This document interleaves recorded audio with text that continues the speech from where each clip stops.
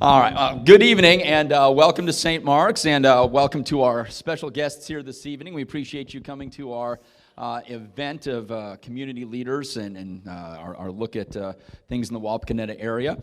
My name is Chad Dahl. I'm a member here at St. Mark's and part of our appeal leadership team that is working towards some future plans here at St. Mark's, and this is part of our program is to invite some community leaders in, and we look at maybe some opportunities. Perhaps we discover some opportunities for service or mission that maybe are not being hit, or that some people are aware and they don't have the resources to get. Maybe other people will have those resources.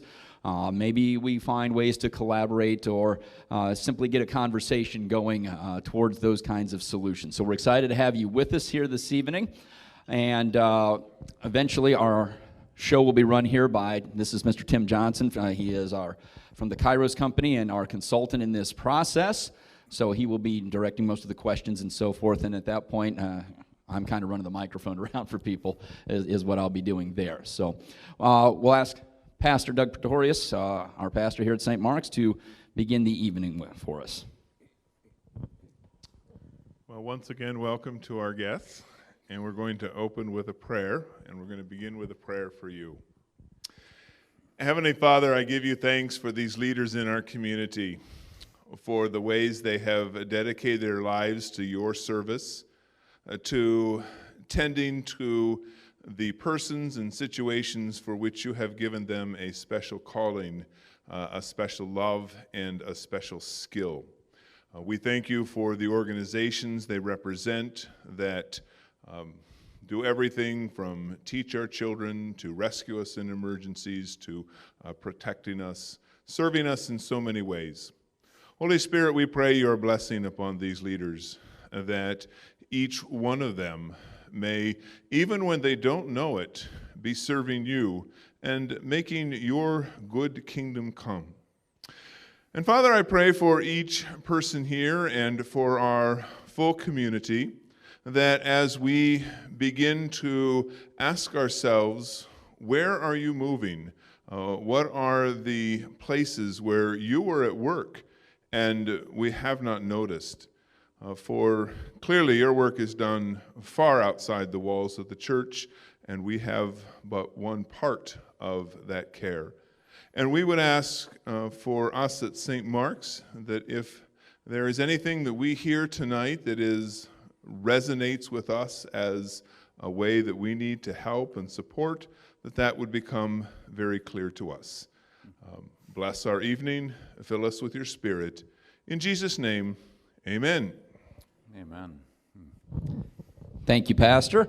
One other thing I'll reiterate for any other visitors we may have, should you need restrooms out here, the women's restroom is just a little to the right, and then on the left side of the hallway, the men's restroom continue down to the end of the hallway should you need to use those facilities. And in case you didn't see, there are water and cookies back there if you want to go back and grab some of those as we get started. Tim, we'll turn it over to you. All right. You're mic'd up, so I get to carry this one. Yep. All right. All right. Let's see, am I on? I think so. Okay, good. Well, listen, I want to join Chad and Pastor Pretorius in saying welcome to you who are our invited guests this evening, and welcome to each and every one of you who is here tonight.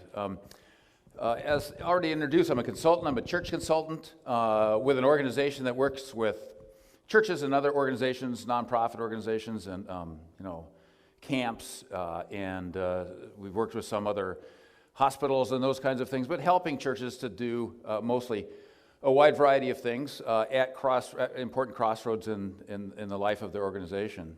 Here at St. Mark's, one of the things that's been brewing here for a long time is some needs with regard to engaging with some building renovation and improvement stuff. So this has been a long time kind of conversation that has slowly emerged to a crossroads in which leadership has said, we think that we really want to take some steps engaging in that. And so we are a partner in this early process, ultimately, of helping them to raise the funds that will be necessary for that project, should leadership say, yep, we want to move forward with it. So I hope you brought your checkbooks, because that's why you're like...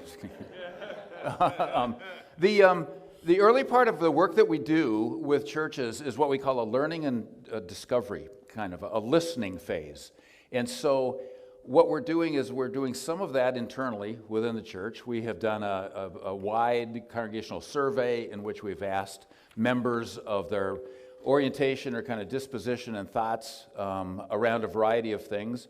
We'll be doing some small group and one-on-one kinds of conversations around the life of the church and the forward movement or vision of the church, because we know as a faith community, am I kind of ringing? I don't know if y'all hear that. I think I'm a little bit loud maybe. But we know as a faith community, kind of the central calling is to love God, love one another, and love our neighbor as ourselves. So we're having some of those internal loving one another conversations, but tonight is about our neighbors, right? And at best, this is a conversation where we're all invested in thinking about and serving the well-being of the broader Wapakoneta community, and each having some different roles and contributions and observations in that. One of the things that I know, working with churches all over the place, we work all over the nation, large churches, small churches, is that in these kinds of settings, as we gather together as a faith community, we've got some awareness of what's kind of going on out there, so to speak. But the reality is that there's a lot of stuff that's under the radar, from our perspective. And that's where you come in, right? The roles that you play and where you're intersecting life out in the broader community. You're seeing things and have certain levels of awareness that's just different from what we're seeing in daily life. So this evening is about that. So at best, it's a conversation. I'll kind of guide some of those questions and responses that you already got, so you kind of have a heads up of some of what we're talking about. And what I want to do too is to make sure that we'll have opportunity for, for some give and take, right? This isn't just a panel presentation. We're not just, even though you're all up here, right, and the lights are on you, and there are things that you have to share. We know this is not just a one-way thing, right? So that's to say, as you have exchanges, feel free to kind of check in with each other or have some dialogue there. That's helpful. We'll do a little bit of that too. I'll have a couple of times at which I'll invite, some responses or some questions as well. Does that kind of make sense? We'll stick to, thank you for your time. Your time is valuable. We will stick to no later than 8 o'clock, okay? So might be a little bit early. If at any time that you're needing to kind of get up and go because you just need to do that, feel free to do that. And Mr. Warren, I know that you've got another obligation, so we'll have you do some of your kind of sharing a little bit earlier on, and then you can go as you will need to go. So we recognize that. Yeah. So what I'd like to do would be, first we'll kind of do just an across-the-board thing, and I would ask if you would do this. If you would share who you are, what organization it is that you represent, and if you can capture what's at the heart, if you will, of your organization, or how would you describe that? That might be a formal mission statement. It might be a purpose statement. It might just be an off-the-cuff statement about, here's what we do, okay? So in an initial way, kind of in some brevity, you don't have to explain all of what that is, because we'll get into some of those details. But who you are, who you represent, and what's kind of at the heart of either your work or the organization that you serve with. What's at the heart of that? And then after we do that, we'll come back and we're going to let you just kind of share some of your thoughts on the half a dozen or so areas that we're referencing, and then we'll come back and we'll engage each of you in that. Make sense? Sound like a plan? Okay. So nonetheless, I will start with you, and Chad, as he was saying, he's going to help that microphone to make its way around. Good evening. I want to thank the church for opening this up. I think it's great. I don't think that's on. Thank you, Pastor, for having us. Right. It's on here.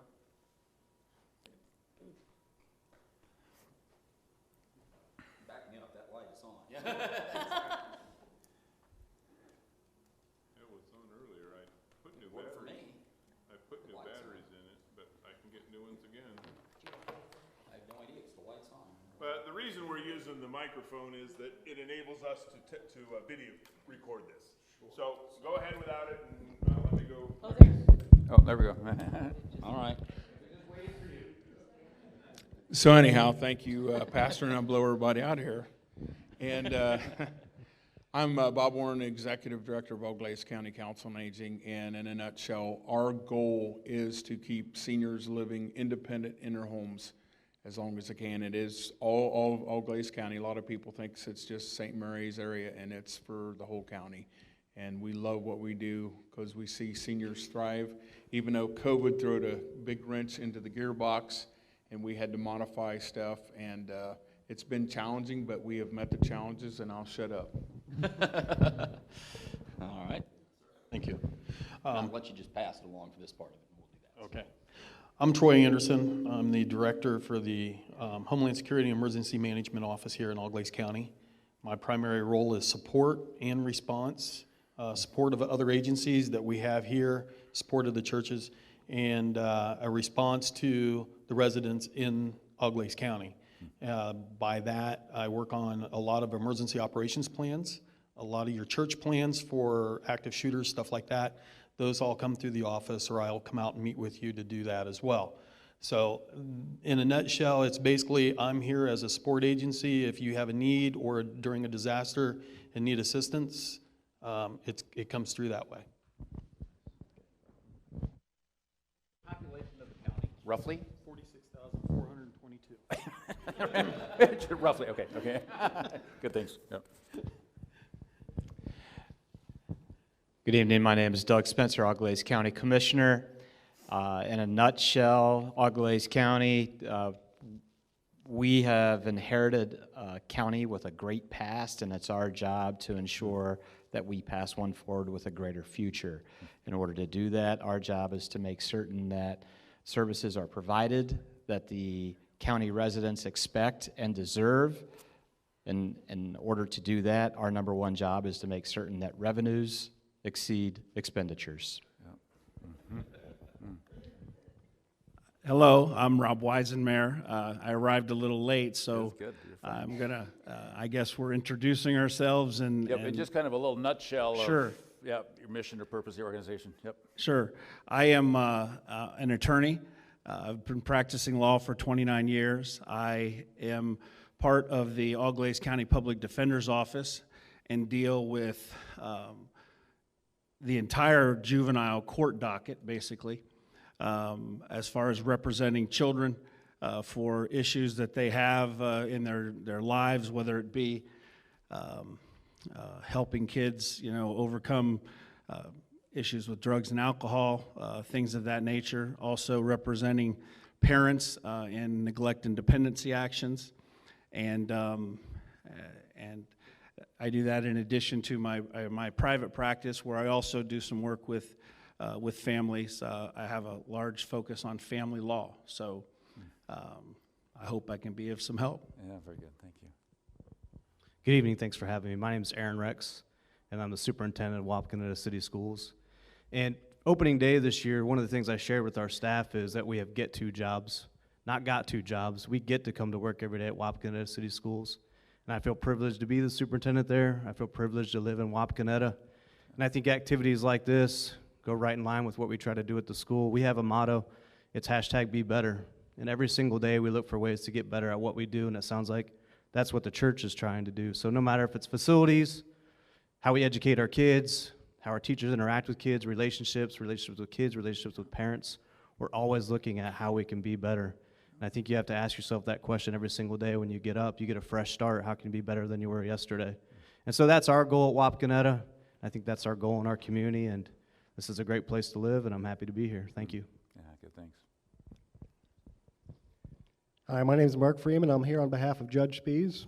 Even though Judge Spies wears some different hats, my capacity is, my title is court administrator, but I'm a juvenile probation officer and have been for 21 years.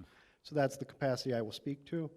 In a nutshell, we deal with the kids that come to us, whether it be they are committing problems in the community, whether the school or their parents have to file unruly charges on them for various reasons, but they come to us for some type of issue, some type of problem that they are causing or involved in, and our mission would be, I would say, to help these kids overcome whatever area of deficit that they come to us with. And that could be social, that could be maybe they're not great students because maybe they don't buy into the idea that education's important. Maybe they don't buy into the idea that work's important. But whatever deficit they arrive to us with, we try to help them overcome that deficit. And the goal would be to help these kids become productive, functioning adults that can grow up and be just fine and contribute to this community. So that's kind of the nutshell. We deal with every community in the county, every school district in the county, and some overlap with Spencerville and some outliers and things like that. So, great. Thank you. Nice, thank you, thank you. My name is Shannon Place. I'm a lieutenant for the Wapakoneta Police Department. I would say that our main goal, obviously, is to work in a partnership with our community to help them make our community safer, to make sure that we can ensure that they have a good quality of life here, and help people that are in need or crisis. I think that would be a general, we have like a three-page or a three-paragraph mission statement, but that's generally what our goal is for the department. Okay, very good. Yeah, thank you, thanks. Good, thank you, everybody.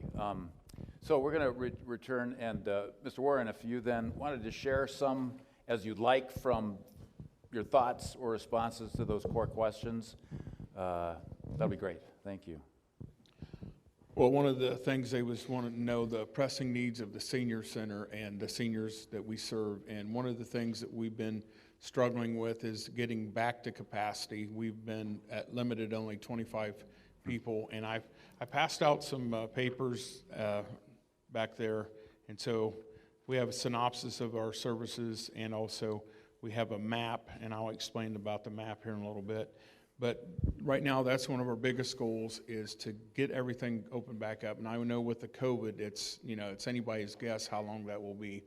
At one time, pre-COVID, we had services here in Wapakoneta area. We had a meal site, and they did activities, wellness activities, bingo, and different things. And it was for the whole county, and we just loved on it. And then, like I said, with COVID coming, it really messed things up. So we had to start delivering food, delivering supplies that they needed, and we accessed the State Highway Patrol and different police departments throughout the county to help during those times. We was limited on staff. We could only have like 10 staff in our building at any one time.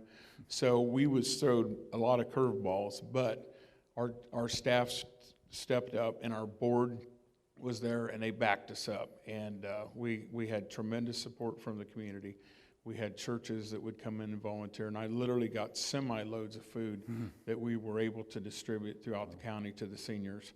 And we've been able to partner with multiple agencies, and it was great to see churches and like the Rotary and different groups bringing in meals or paying for meals to have the meals done. And we would take activities. The activities directors would do puzzles and coloring stuff to take to the clients. We also had devotions set up where different pastors in the community would be on the telephone, and all the different seniors that wanted to would get on and participate.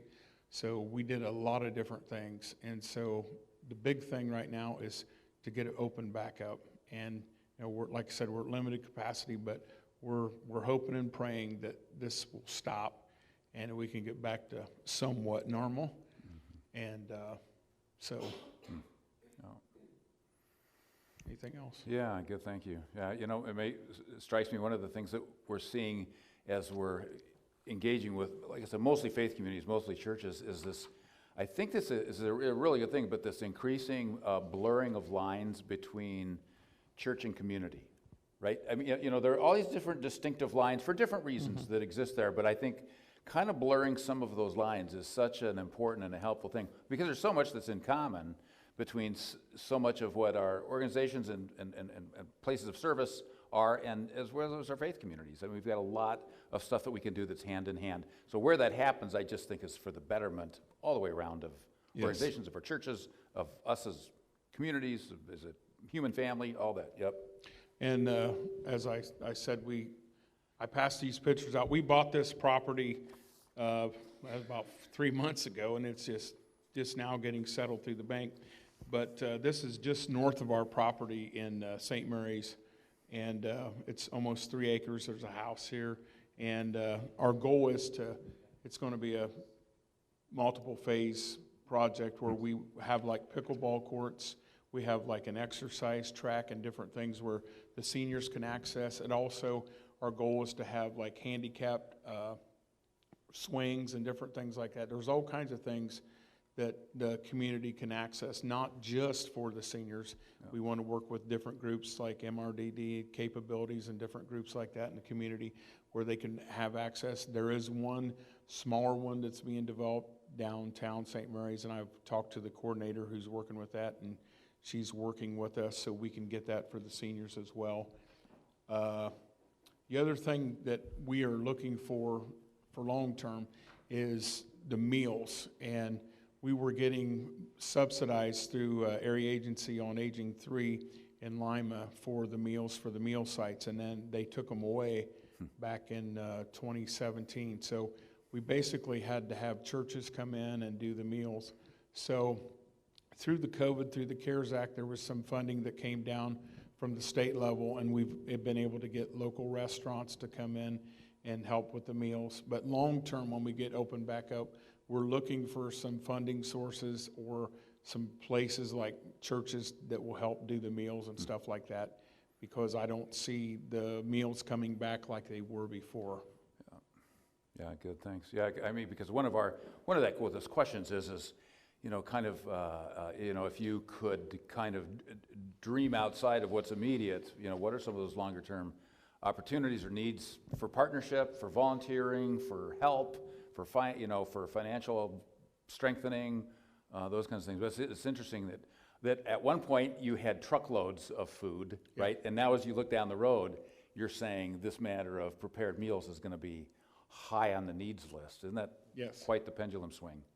Another thing that we're working on, we bought the house to the west of us, and I'm working with a couple different organizations, and we want to start an adult day center. I've had multiple conversations.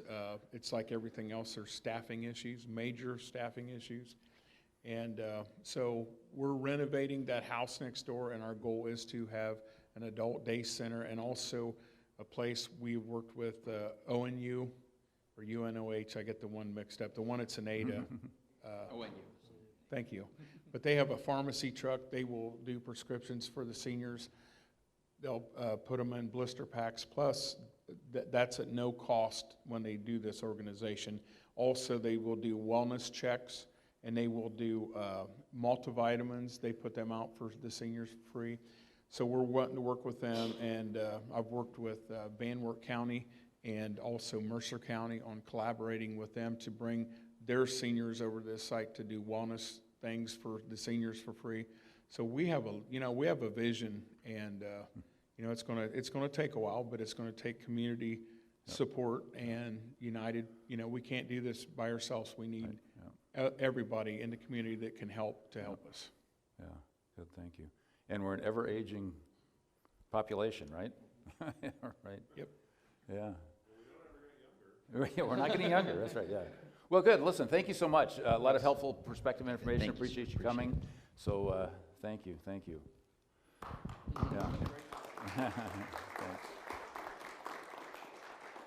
So we'll kind of continue to make our way around, and maybe the heart of this next question is, from your standpoint or from where you sit, what do you identify to be the most pressing needs of your constituency, if you will, right? Kind of those is in your sphere, those you're serving. What do you see to be some of the most pressing needs? A little bit of the what keeps you up late at night question, if you sleep. At all, but yeah. So some of those things, yeah. You go first because I'm here. All right. Well, looking at this, the most pressing thing that comes to mind right now is the protection and safety of the residents of Glaze County. Yeah. And that's been one of the primary goals and responsibilities of my office. And over the years, I mean, I just started my 18th year, it's a pendulum. We see it swing back and forth, you know, from the acts of homegrown terrorism all over to where we're at here. And in the last year or so, I guess the major thing that really steps out is the homelessness that we have in all Glaze County. And I'm working on a program right now. I already started a program. It was a federal program called CERT, Citizens Emergency Response Team. It's a group of volunteers. They're 100%, the money and the help that we bring in goes 100% back to those in need. But over the last probably 4 months, we've been really impacted by the homelessness. And when I say that, in the city of Wapakoneta right now, our numbers have increased huge. We're working 19 families right now that are homeless, and we're trying to find help that way. And through this, I designed a program, what we call Candle of Hope, and I'm bringing organizations together. And actually, we're going to be, we've only had 2 meetings so far. I brought 21 organizations together, and we're going to be reaching out to the Ministerial Society because some of the needs that we see is a lot of faith-based to these individuals. Yeah, right, so you're going to be seeing some emails or letters coming from me or from my partnering agencies, from law enforcement to the Council on Aging's, because some of those that we are seeing, it's not just the drug addicts. We're seeing it from seniors all the way down through. So, and some of these are not as recent, most recent as of Sunday, were non-resident. They just be coming through, and I categorize this homeless need as either chronic, epileptic, to transitional to what I want to call as hidden or invisible. And the ones that I deal a lot with through my agency on a 24-hour basis coming in, it would be law enforcement calling me going, we have a stranded motorist.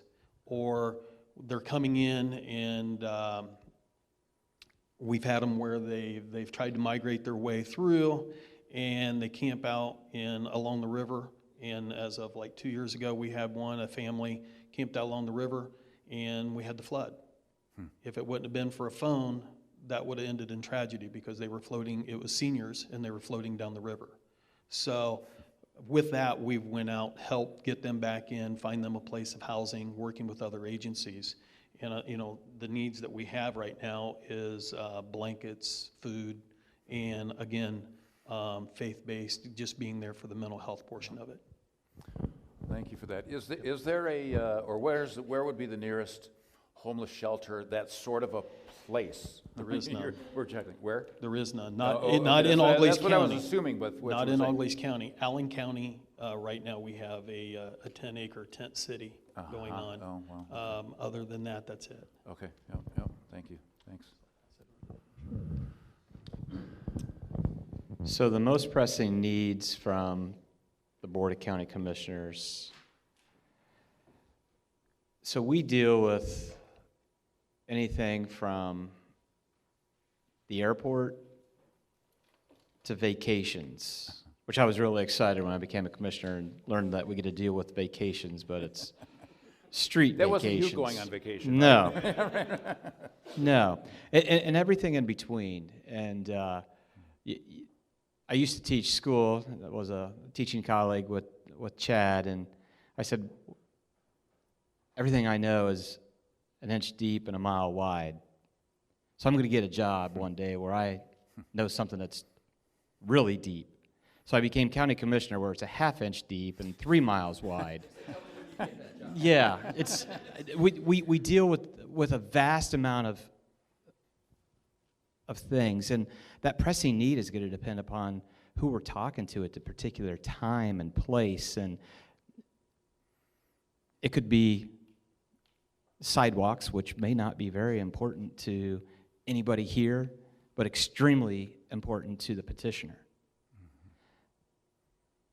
It could be making certain that the sheriff, who has the lion's share of the general revenue fund, over a third, close to 40% of it, that the sheriff is fully funded and he has a 5-year plan that he wants to make certain that he is expanding the services that the deputies and the correction officers can provide and the dispatchers.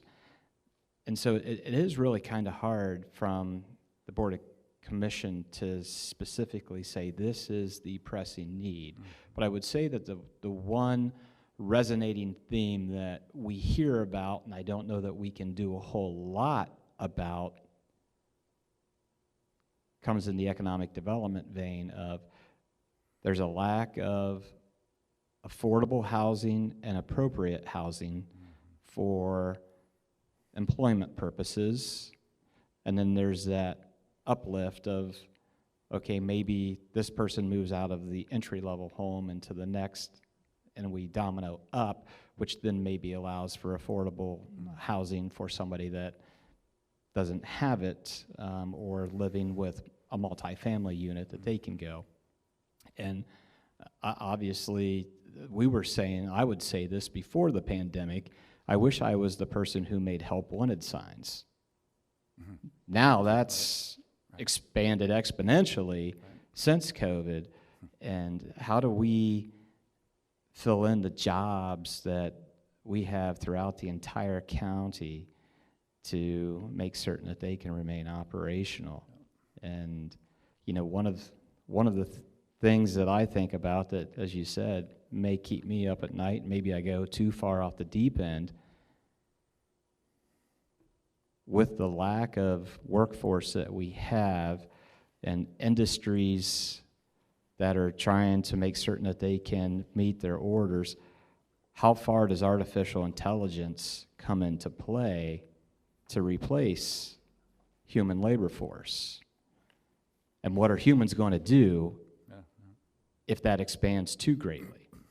And so I don't know that it's really within the realm of the county commissioners to solve that problem solely, but we want to be at the table to help Resolute in any way that we can. Yeah, good. And I hope artificial intelligence doesn't replace county commissioners. But all that's coming, right? I mean, in some level or different forms, this, right? So what's that going to look like? Yep. And like you say, how are we at the table with those things? Yeah. Good, thank you. Rob. The people that I deal with on a daily basis are mostly kids under 18 years of age.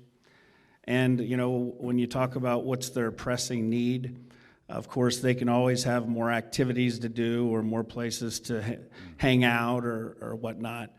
But I think generally a common theme of the people the children, the kids that I deal with on a regular basis, is that they need some structure. They need guidance.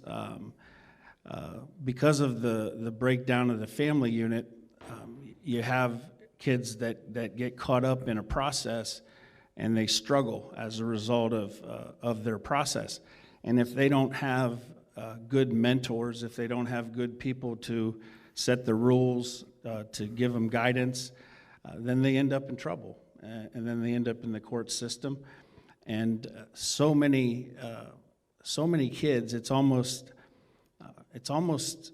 as if there's a section of our community that almost expects the court system or the schools to raise their kids.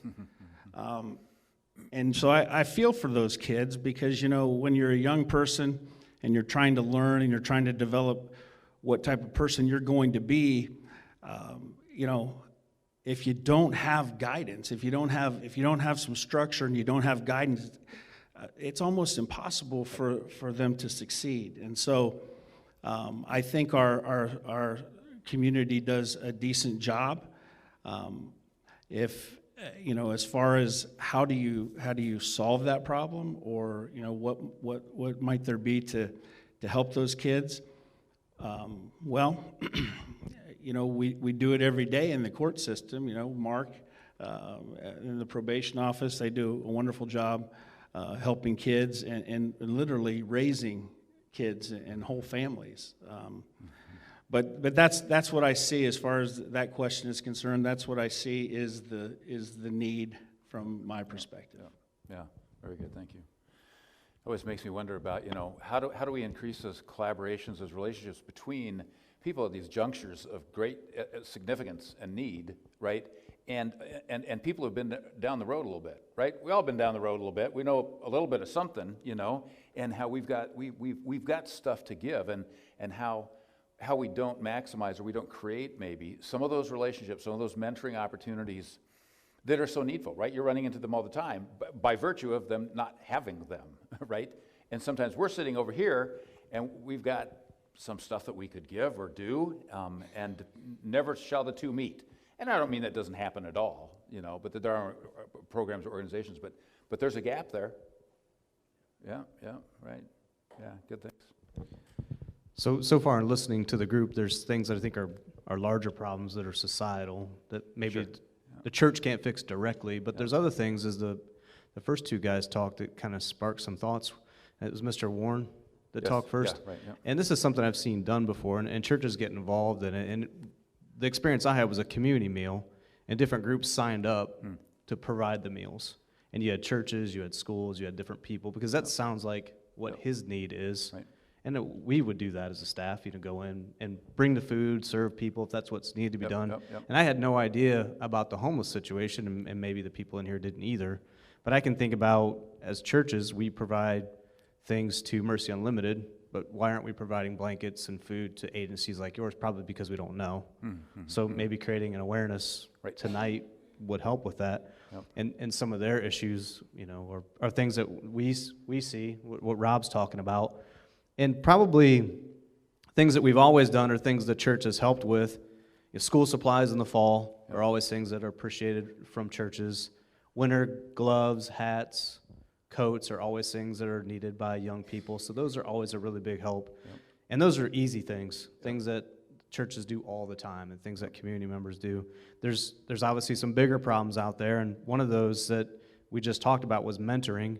And I had a young lady come and talk at a group meeting that I was at, and she said there's still 15 kids in Glaze County that don't have mentors that need one. So where are those people at? Why am I not doing that? Why are we not doing that? So people that want to get involved in mentoring, is there awareness that that's needed? Probably the biggest problem that we see in schools are just the social and emotional needs of the kids that we have in school. We now have 4 people on staff that are either social workers or licensed mental health professionals that have worked in various places in the prison system. They've worked as social workers in schools. They've worked lots of different backgrounds, family therapists. Why do we have those people? Because we're seeing more of those things in kids because of the family situations, because of the backgrounds that they come from. And that's just gotten worse. And you think about some of these kids were home for a long time, whether they decided to homeschool or computer school or whatever, not receiving any services. And as you may know, it's really hard to find counselors for kids to go to. There just aren't places for kids to go to get counseling. I met with a student today that we had an expulsion meeting for, and the problem was going to be, could his mom get him to a counselor? He was going to use the Family Resource Center, which is great, but it's hard to get in, and it's hard to find people where you can go and get counseling. I don't know if churches can provide counseling. They probably can. How do you do that? You have to hire somebody. You have to have money to do it. But I see that as something that churches could do, not only for their own congregation, because we all know every family has issues. Absolutely. They may all appear to be outstanding and have everything that they need, but there's mental health issues in your church. There's mental health issues in my church. Yep. So is there someone on your staff that does things, not just, people get marriage counseling, but how do we help kids when they're in church? So is the ability out there to do some of that? And also, one of the things that we really struggle with recently is you have your kids that are coming to school now, preschool, kindergarten, that just aren't prepared for school. They're given a device when they're young. Maybe parents don't talk to them, the parents are at work, whatever the situation is, we're seeing kids coming to school that were not taught by their parents just the basic things. They don't know how to eat properly off of a plate. They don't know, they've never been read to. Their parents don't talk to them. We give kids free lunch, free breakfast, backpack meals.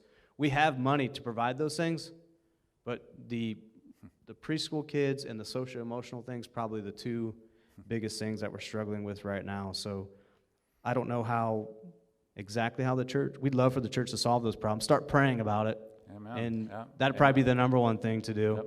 And then are there people in your congregations that want to be mentors that want to serve as counselors in a church. Those were some of the things when I thought, how can the church really get involved and solve some of these bigger issues? Thank you very much. Yeah. I'd like to begin by saying that any kid can get in trouble.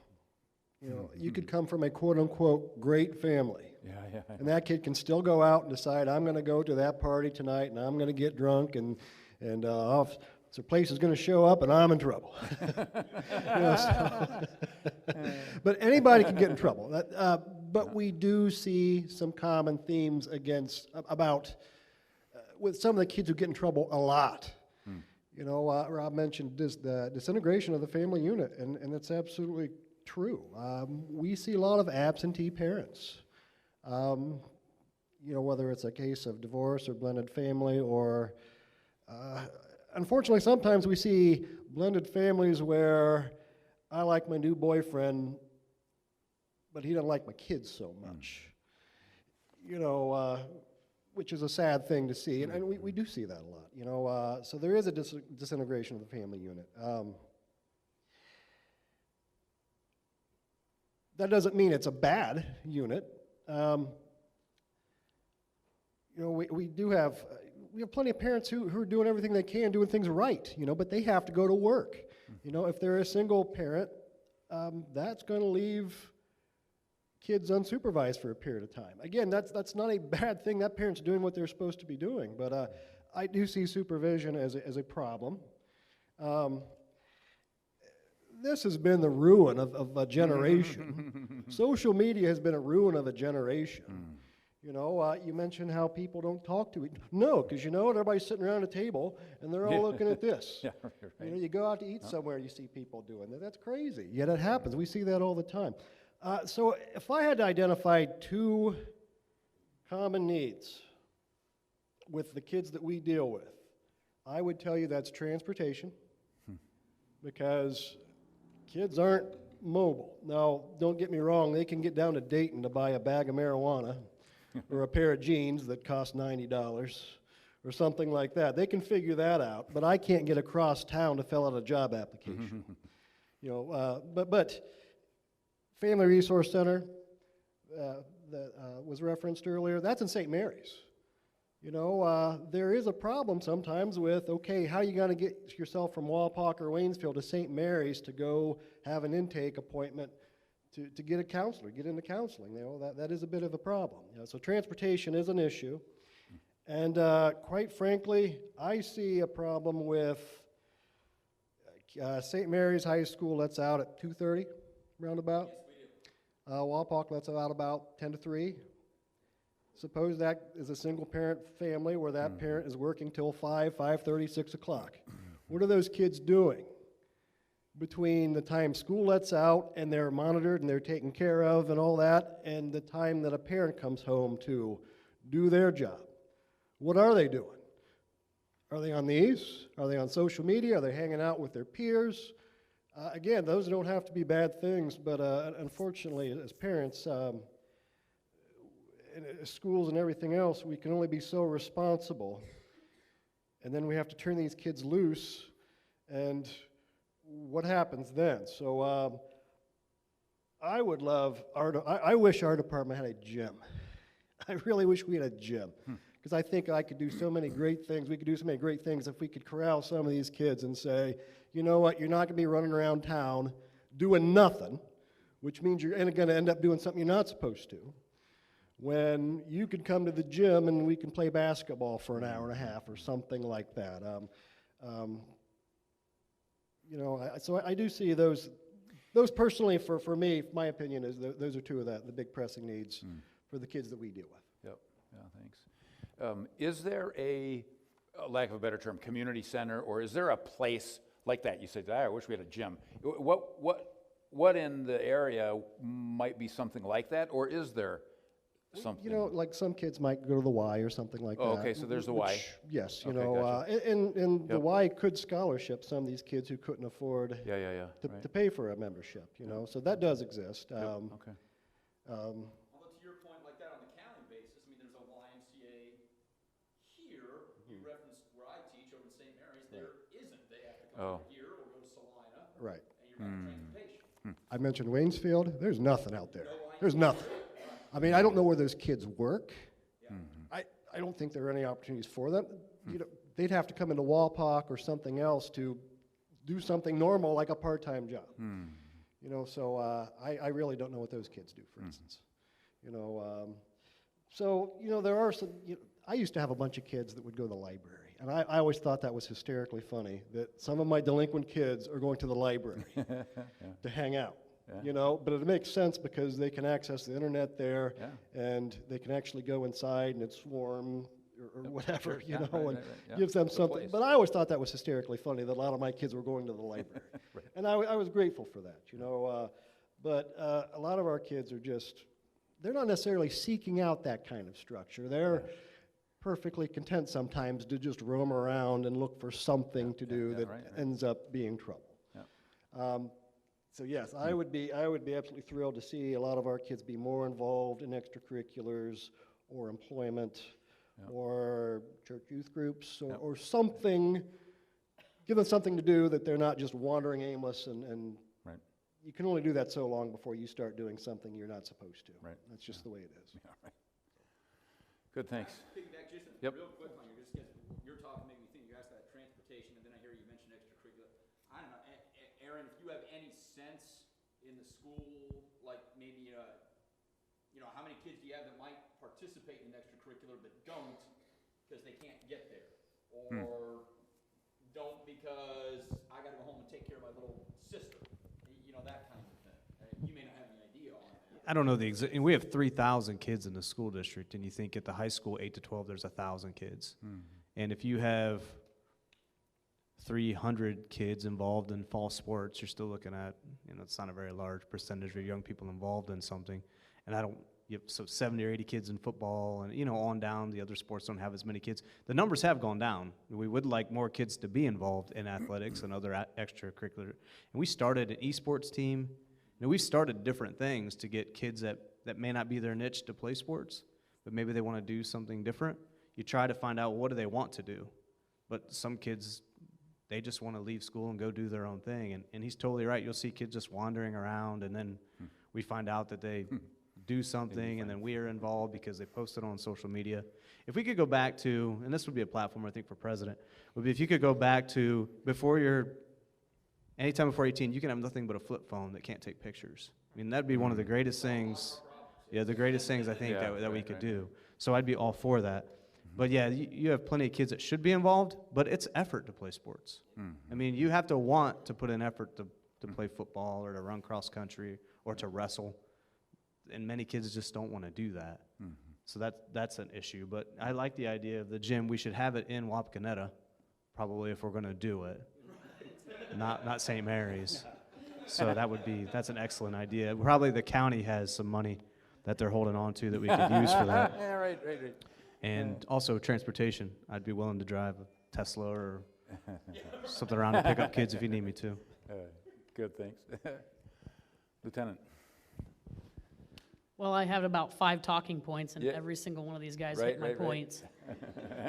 But the unfortunate thing, I guess, for me at that is that they did hit every single one of my points that I wanted to talk about, because that shows that we have a plethora of problems and needs within our department, and experiences that our officers experience on a daily basis, because it is a daily basis that we experience every single one of these topics that these gentlemen have talked about. And it can be overwhelming at times for the officers and for our dispatchers to kind of vicariously live through these people's struggles, because I always tell everybody nobody's ever happy to see me roll up, because it's never a good interaction. I might be delivering a death notification for a family member. I may be arresting their parents for a warrant, or it could be because somebody overdosed and died in their home. You know, it could be a traffic stop that goes into an OVI or something like that. It's always in crisis type moment when we have any type of conversations with people, and it's a hard thing to kind of navigate. I know the one thing, I started off my first topic was elderly. The interesting thing that we deal with, we have certain people in town that they're just lonely.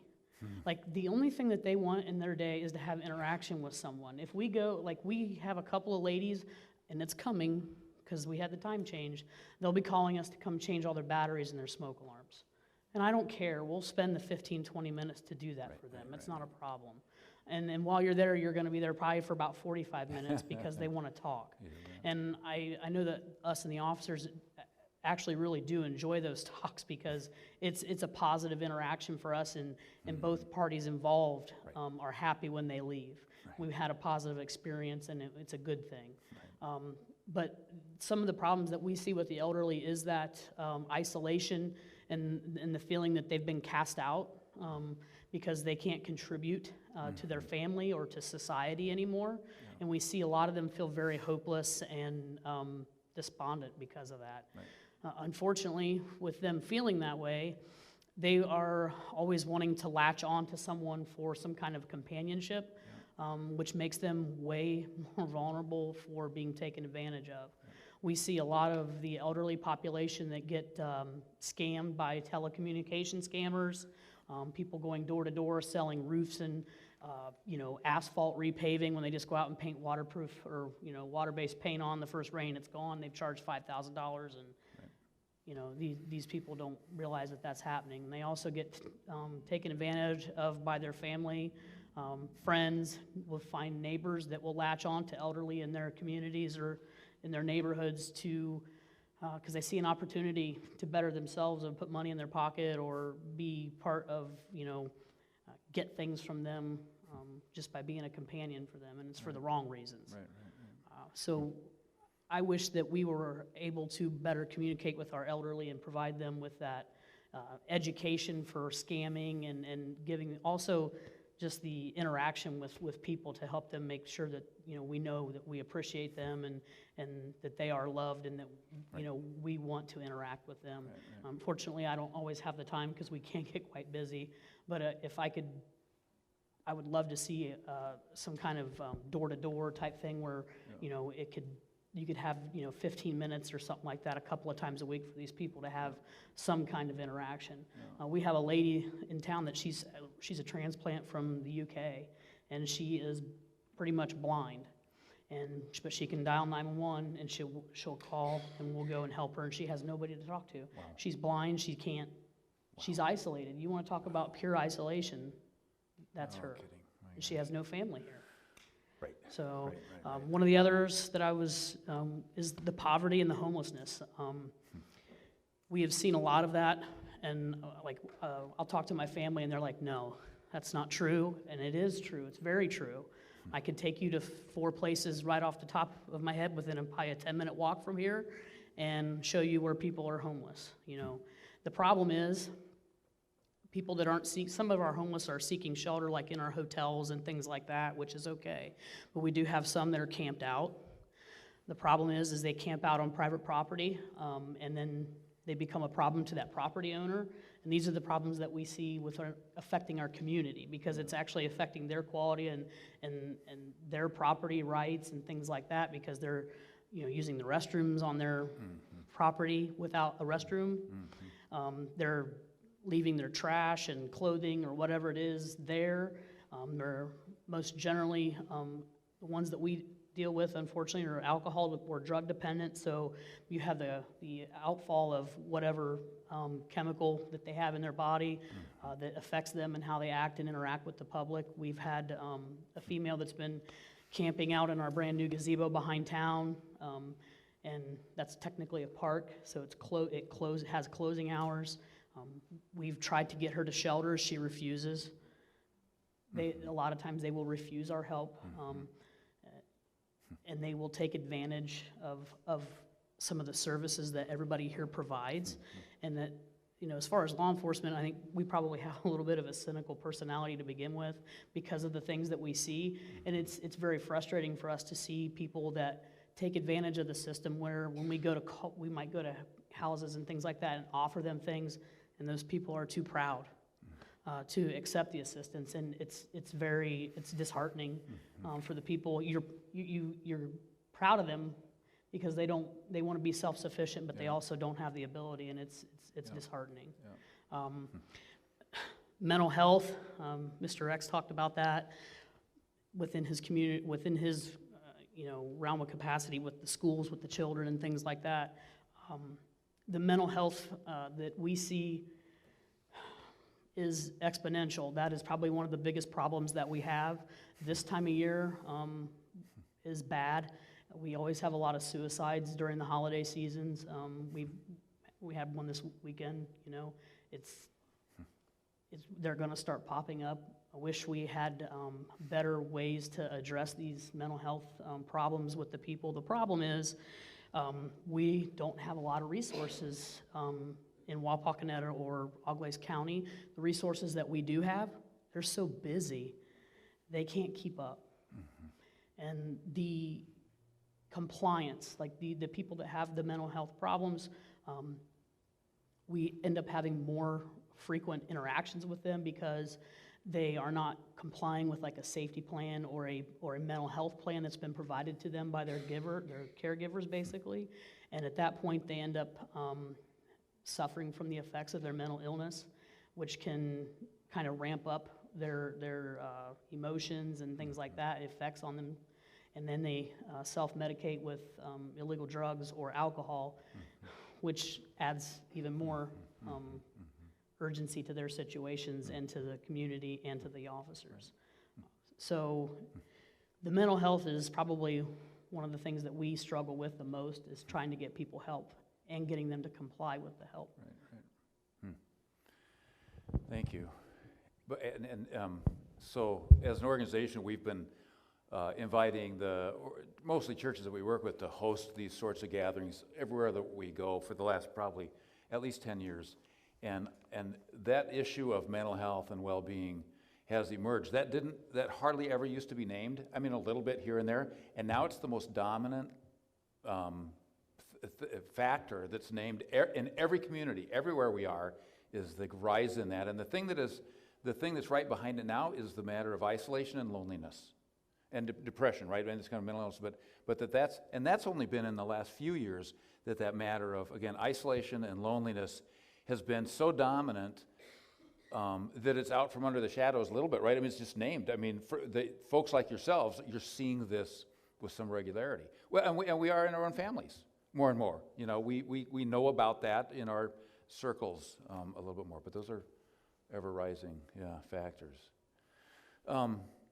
So a couple of things. One, I'm going to invite, if you've got a question in just a moment, to pose a question if you're looking for a little bit of response or clarity.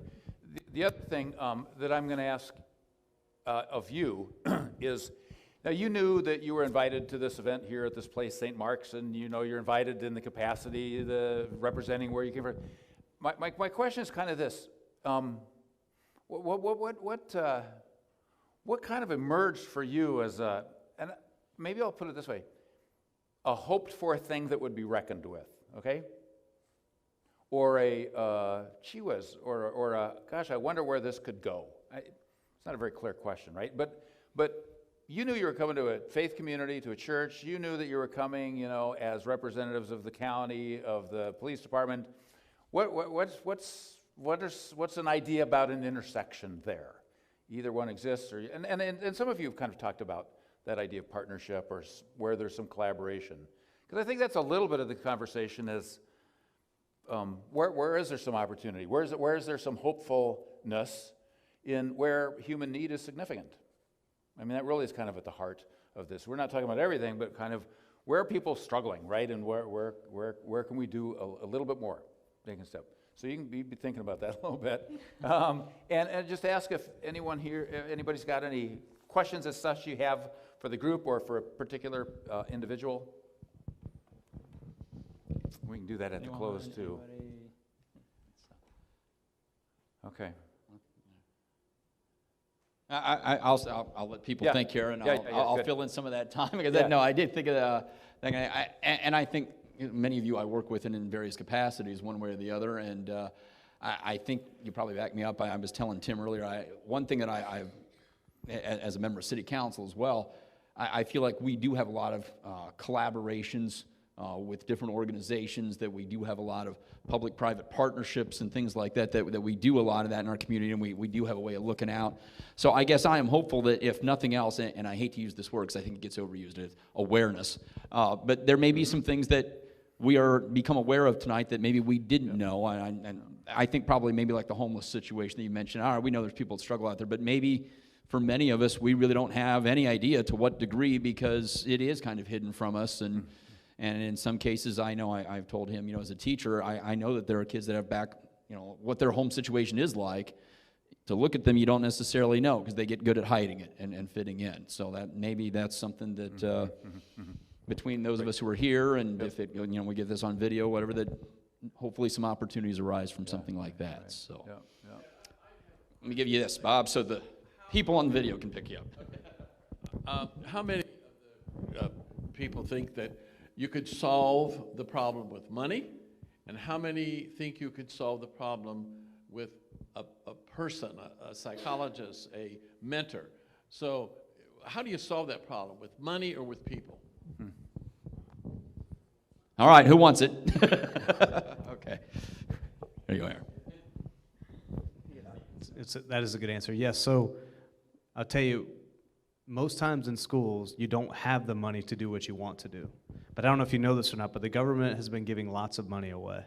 So over the last few years, we've received millions of dollars to deal with COVID and the things that came out of COVID. Well, one of those things that came out of COVID we saw was kids aren't doing well in reading and phonics. So we're spending lots of money on that, getting kids caught up because their English language arts skills have diminished. The other piece is that social-emotional piece. So we've hired extra people in the district, intervention specialists in preschool. We've hired more social workers. So we are throwing money at people to come in and help. The other thing that we see is there aren't enough people to hire. So when we tried to hire with a faith-based agency, counseling agency in Lima. They don't have anybody to send to us to work with kids. We tried to partner with the FRC to have a full-time counselor from there come into our district. They can't send us anybody. I would say when you look at the mental health piece, it's a shortage of people. So you can have the money, but there's no one out there to bring in. And then the other thing is, from our perspective, is when does that money run out, and then what do you do with that person? So we have the money for 3 years. So if I can pay you for 3 years, hopefully we can make progress on that issue, but some of those issues might be long-standing and that kid needs counseling for a long, long time. So we keep talking about it and trying to fix it, but I don't know that we have enough people out there to bring in to solve the issue in the school. The other thing I thought about when people were talking was that communication piece. How can we help you as a school, as a church, or whatever, with clothing and blankets and food? The other thing that you talked about is, you talked about a lady who doesn't have anybody that's elderly. Why don't as a community we know about these people so we can help them? We have and I'm not bragging about this, we have a girl in Africa we send money to every month. You go to a concert, they ask you to adopt somebody. So I send her money every month. Every year my wife tries to adopt a student to take home with us. If she knew the story about this blind lady, we'd be over at her house, I can guarantee you that. But we don't know about it. So some of that is, how do you create an awareness in the community of all these situations, because people have privacy rights too. So that's frustrating to me. But to answer your question, there is money out there. There's not enough people to solve all the issues that we have. That's at least the way that's what I see in the school system. Yeah, good, thanks. Yeah, and I think, jokingly but seriously, the answer is yes to your question, Bob. But whose money? For sustainability purposes, whose money? I like to think outside of the box and come up with fun, new, innovative ways of doing things, but also we got to protect the foundation of what we're supposed to do as Board of County Commissioners and where the funding is supposed to go to. So is that money to come from the Board of County Commissioners, or with mental health, trying to be a little proactive? What if 20 churches come together and they're putting in $5,000 each? There's $100,000 that is going to be supportive of hiring, if the person can be found, an additional therapist. Or maybe we're sowing a seed right now, they're not there, but that $100,000 goes towards a graduate from Glaze County, right, who 4 to 5 years from now, with the funding that they receive, they're going to come back here and they're going to work for Glaze County in some capacity.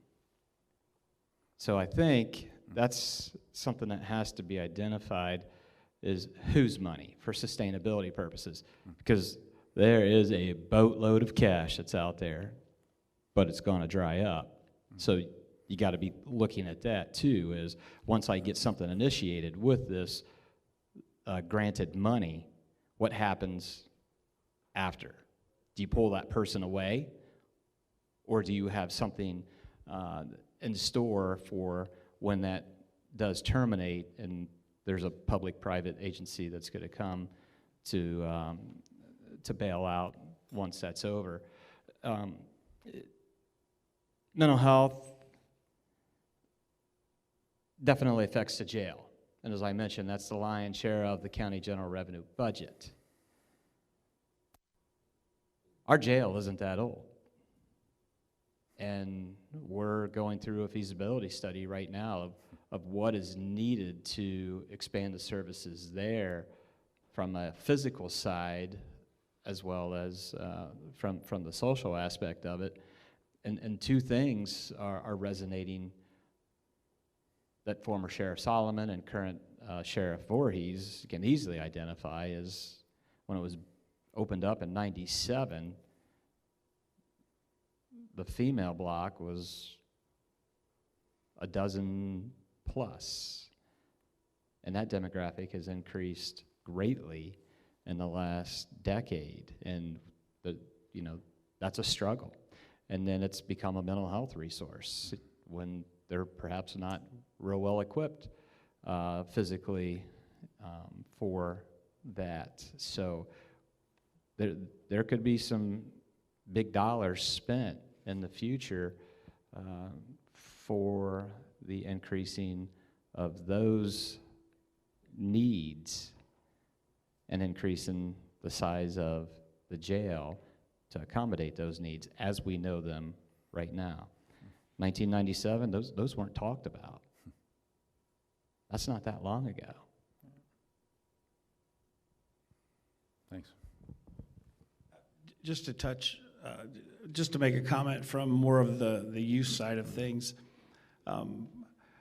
Money and time, that's always the big balancing act, but I think that if you have people that want to help, and you can, like was mentioned, you maybe can bring 10 churches together, 20 churches together, and you can get people involved with trying to mentor youth or provide activities, things of that nature.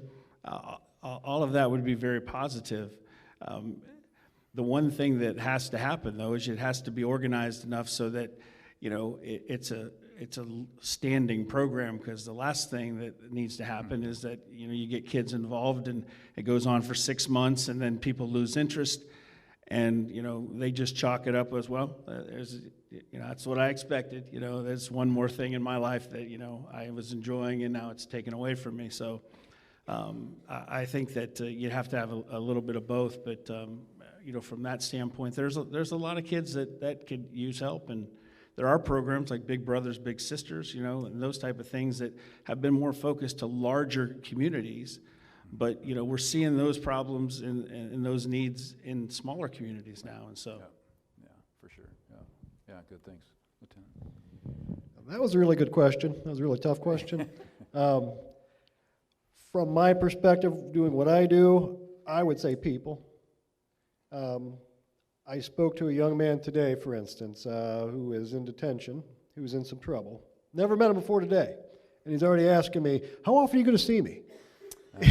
So didn't even know the kid. I just met him today, yet he's already looking forward to how much contact am I going to have with him. Now, in his particular case, his father is deceased.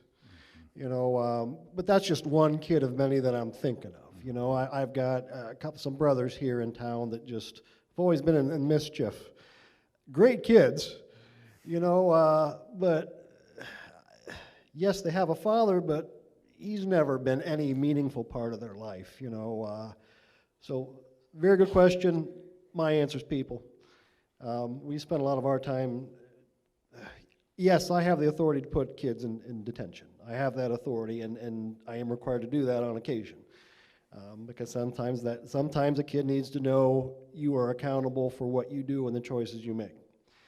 But I think a lot of our time is spent advocating for the kids, mentoring in some capacity. Just simple things like hey, you're not in trouble, but I came to see you anyway. So what are we going to talk about?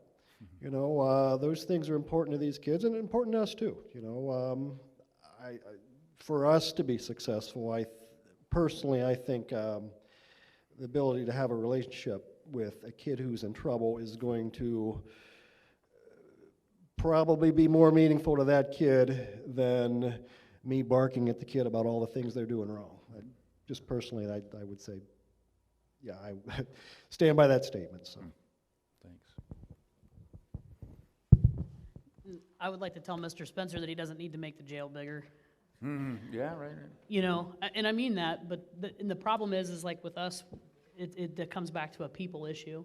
And the money isn't so much as the support from the people.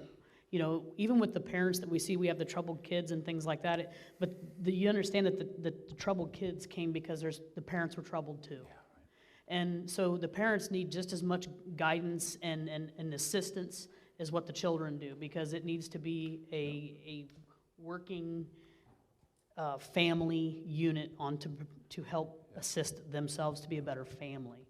And to learn that even maybe it's a broken family or his, mine, and theirs, it can still be a family, and they have to learn how to be a family together. And in a lot of ways, they all need that structure, but you have to get them to comply with that, and that comes to that. But the other part of it is like with mental health, a lot of the people that we are dealing with mental health issues end up in the jail because we have no services to help provide them.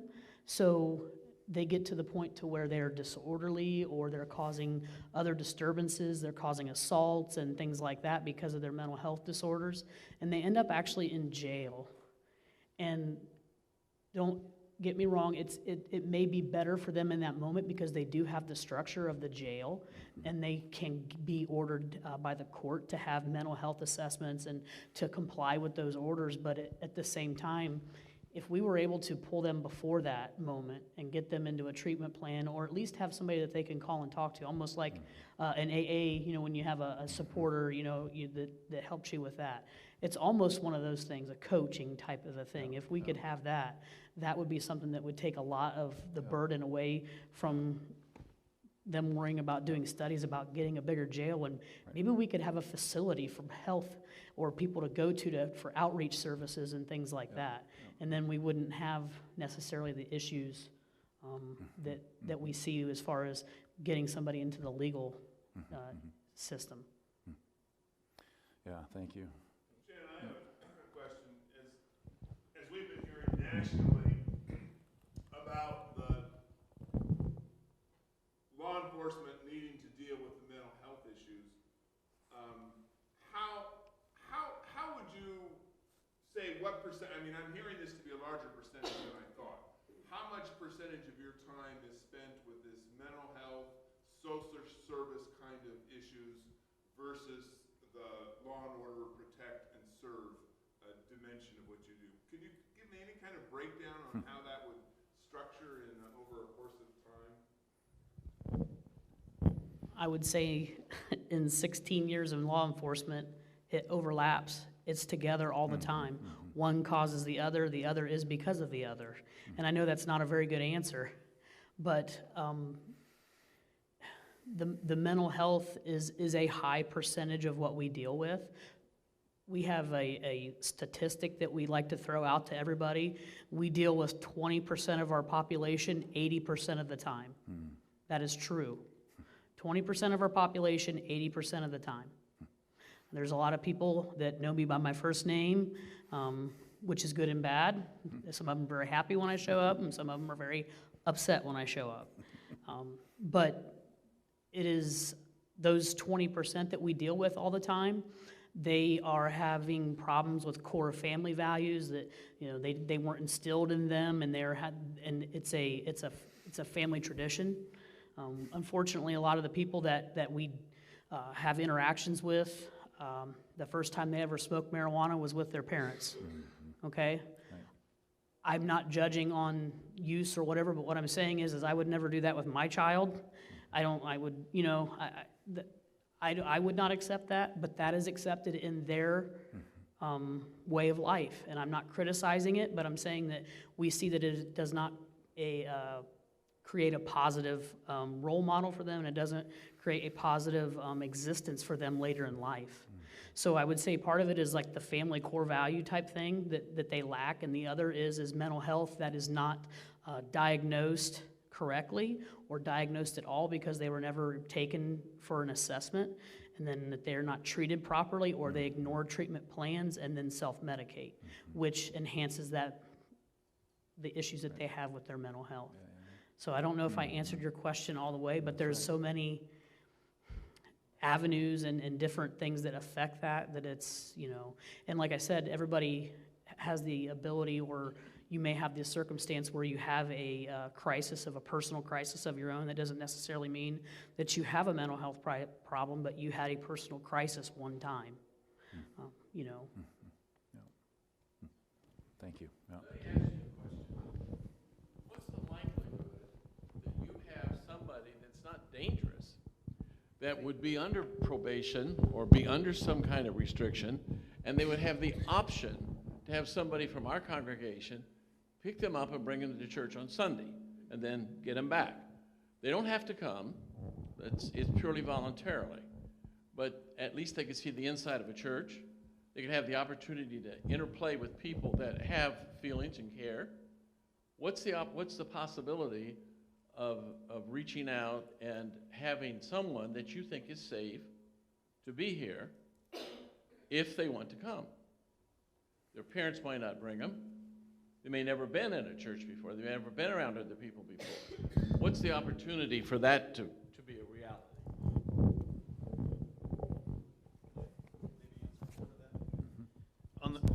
Answering both parts of your question from earlier and to that. So I'll answer the first part. Right now, I have started a program that I alluded to earlier called the Candle of Hope.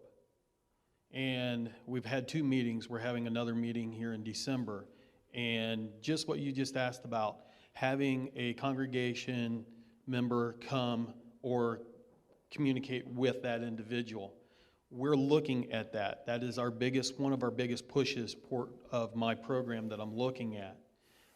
Because what I run into when I'm out on the response, if Shannon calls me in the middle of the night or in the morning to come to assist, we're trying to figure the best way to help them. And when we try that, we didn't have the resource list of who to get a hold of or who would be available. The program that we're putting together right now, our 2 meetings that we had, 21 agencies in all Glaze County that never sat down at a table as one has. And we all stress that. How do we get that information out? And that's where you guys, as the congregation, would come into play really fantastic to this, because of the fact that at that time of need, I feel the faith-based side of that is what they're missing. And the mentorship, like you were talking about, the loneliness. It's just having somebody there that is open, that's willing to listen to their problems. And to look at that, I guess throwing it back out, in your congregation, how often do you guys look at each other or somebody in the congregation and actually talk to each other? Or do you just come in and sit? And I don't mean anything negative by this, but what I find is when you sit here, do you really know what the other person's life is about? I mean, some of them are secluded, they don't like to talk. When I show up or Shannon shows up on the scene, they kind of recluse back because they know we're here momentarily and we're only here just long enough to get them through that part, and then we walk away. And this is where my program's coming into place, is what happens after that? When I put somebody up in a motel for 3 nights because they had a fire, after 3 nights, where are they going? That's where, has somebody continued? So I started bringing these other organizations in, because what I found in the county is each organization has money. Each organization spends that money. So back to your first question is, do you need money or do you need personnel or manpower to be there? Every organization has money, but what I found in the last 2 years, the money is being spent, but I'm giving a little, you're giving a little. Are we really helping it? But if we pull together and come up with a complete whole organization, a coalition, and we can sit here and share that information and not worry a lot about the confidentiality, but if we're there and we can sign this as a coalition of the memberships, and that we're there on that specific need to share that information so we can get the help to these people, then we're spending the money the right way. I sat in a meeting this morning and found that an agency outside of Glaze County gets Glaze County's money, almost $75,000, to go to a phone system that if you're in need, I'm going to dial a number, 211, that's going to be answered in Cleveland because I'm here in Glaze County having an issue. That person doesn't know me. I'd rather see that money spent right here helping the people of our county, not on a phone going, let me forward it to somebody else, but actually have a number. You see these signs, suicide prevention numbers, and that. I can tell you firsthand, dialing that little 1-800 number on that purple sign out there because it's a suicide prevention in the middle of the night, and you get an answering machine, that doesn't work. Having the information by our coalition and having the memberships there that is there on the list, a phone number, a contact that we meet on a monthly basis at no cost. We're sitting here meeting because our hearts and our needs are together to fill the problems we have in the county. Not worrying about an 800 number that goes to an answering machine.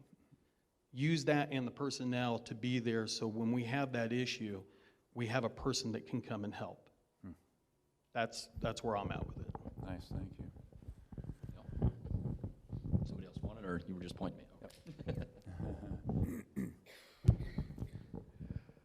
I do see opportunity there. Now, I don't know that we could make it a court order that, you're going to be punished if you don't do this or do that, but I do see opportunity there.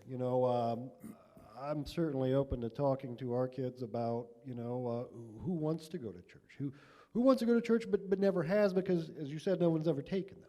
So that is something I would gladly discuss with the judge and with some of the other POs, stuff like that, to see if we could get some kids who are interested, So I do see opportunity there. So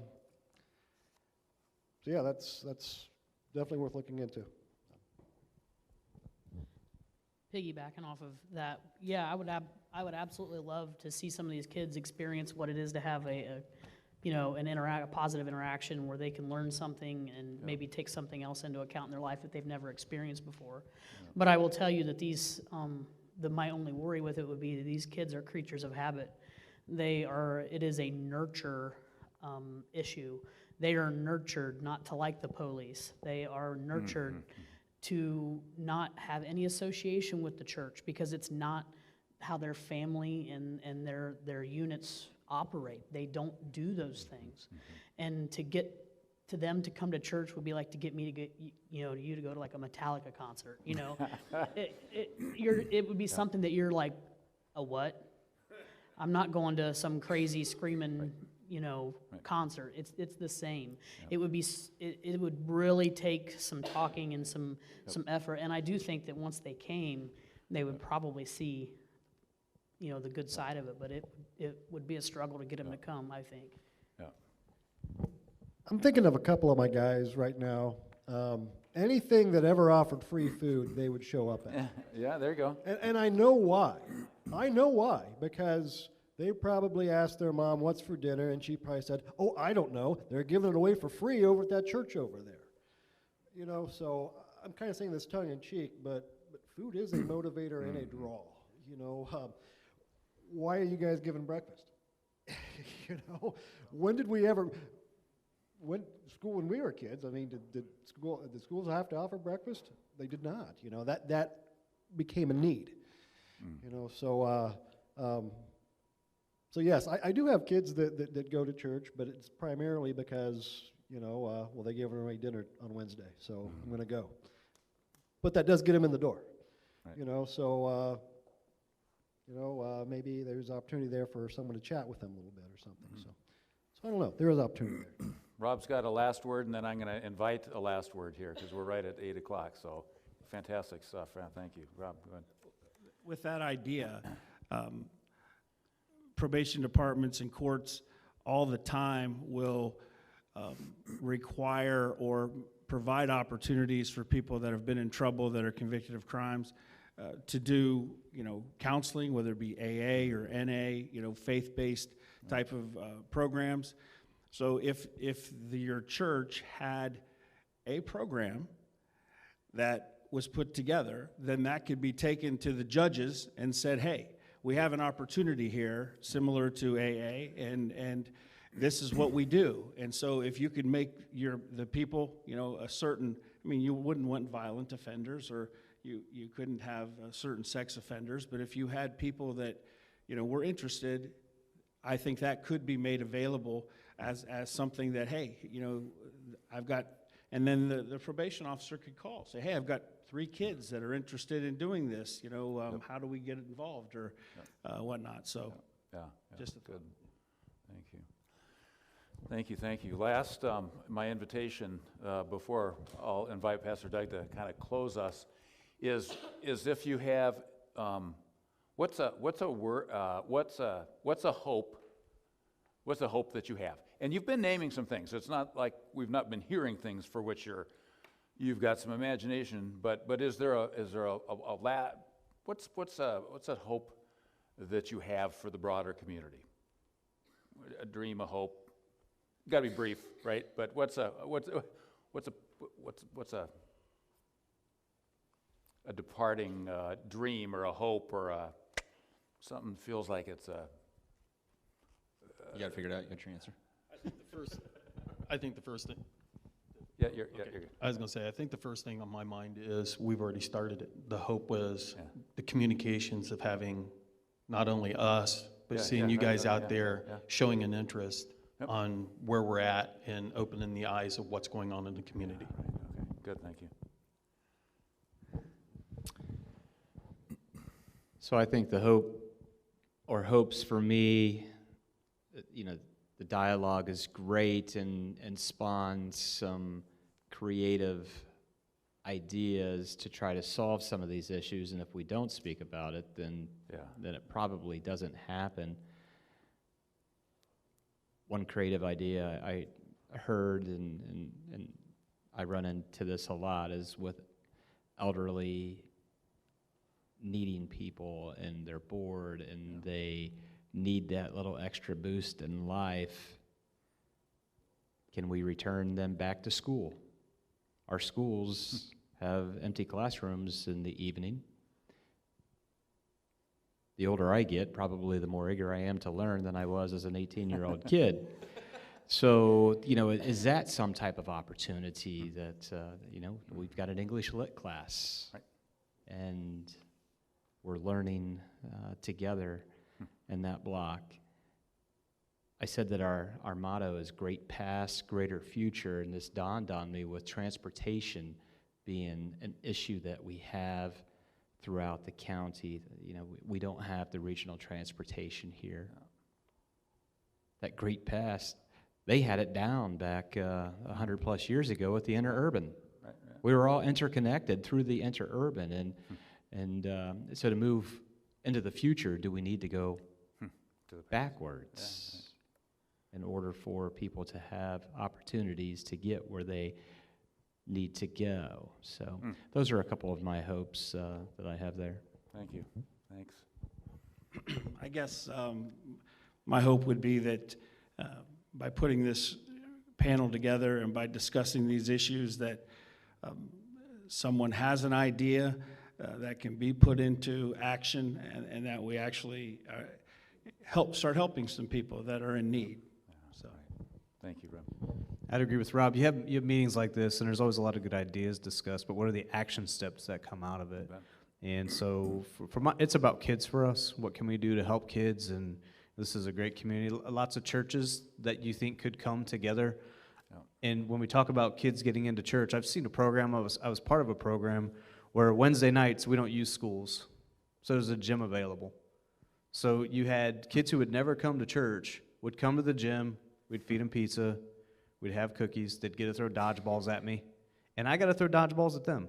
Right. So, it was a back and forth. It was fun. We played basketball. But those kids never came to church. But it is for both of us. And could you get churches to come together to do that? Because the youth pastor doesn't have to give up every Wednesday. Maybe it's one Wednesday a month or one Wednesday every other month, or somebody from your congregation. Because you know what those kids' attention span's like.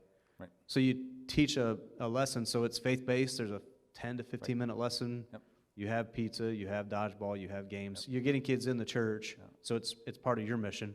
Yep. It's part of our mission, and maybe there's a mental health person in your church that volunteers. Right. So you can have sessions and meet with individual kids. So for me, it's not just talking about it, because we talk about a lot of problems too, and we don't always solve them. And there's a lot of people with a lot of good ideas. We don't have all the best ideas. Yeah, good. Thanks, Aaron. I'm not sure if this is answering the question, but if I had to think of a wish list for kids to not be in trouble, it would one of the things I would wish for is some buy-in. As far as we've talked a lot about mental health and values and things like that, and it's frustrating when you hear about people can't find work when it's like, are you kidding? I could throw a baseball, and anywhere it lands, someone's hiring within feet of that baseball. So again, I don't know if this answers the question exactly, but for kids to be in less trouble, some buy-in to employment's a good thing. School's a good thing. Doing my best in school's a good thing. Listening to my parents is a good thing. Having respect for law enforcement, not thinking that they're the problem because they're always hassling people like me. So some sort of buy-in that, look, you got to do what's right because that's the way it's supposed to be. That's the way you grow up and you function, and you there's empowerment there. Yeah, it's the better way. Right. I hear a lot of kids talking about luck and stuff like that, and it's like, luck means that you have nothing to do with your future or the things that happen to you. Right. Take some ownership, take some responsibility, and make things happen for yourself. Positive things. Yeah. Buy-in. Thanks, Mark. Yeah. I do hassle Mark sometimes. I guess a departing wish or hope would be that the police department could be positively involved with helping people help themselves. For the betterment of them or for the betterment of our community, to kind of maybe reroute them in a positive direction before we're slapping cuffs on them or coming to arrest them because Mark was upset with them or something like that. So I think that preventative platform and just a positive interaction is a good thing. I'll plug. We used to do Shop with a Cop in the community, but our FOP lodge folded. And that's okay. We've come together and we're going to do Shop with the Blue. So some of you might have got some mailers and stuff. We're looking for some money to help shop with some kids again. We've just started getting some money, and I think we're already up to $12,000 or $13,000 that we've got, and we started with like $1,500. So we're really starting. And for us, it is a great interaction, positive interaction. We get to eat, donuts and with the kids and things like that. We call them power rings. So, but we get to have that interaction with them on that day. To take them shopping and to have watch interaction with Santa and things like that. So I think one of our things is like me personally, I would like to, if we could get an officer, if you got kids that are wanting to come to church, well, what if we come and sit with them while we're working or something?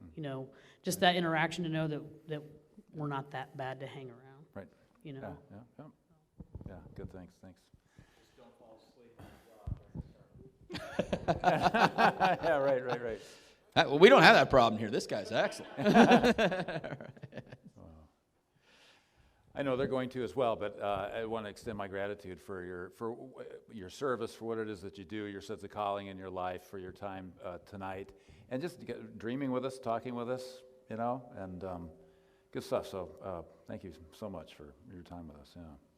I'll echo Tim's sentiments. Thank you. Your time is valuable. You guys put in a lot of time for our communities as it is, and we understand there's other things you could be doing tonight, including maybe just sitting on the couch and relaxing, but which can be appealing. We appreciate your time, and we appreciate you coming out and.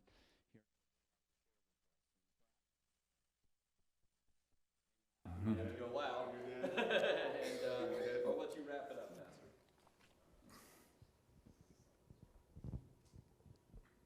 May the blessings of God, Father, Son, and Holy Spirit fill each one of you with the wisdom and the knowledge to do that which makes a difference.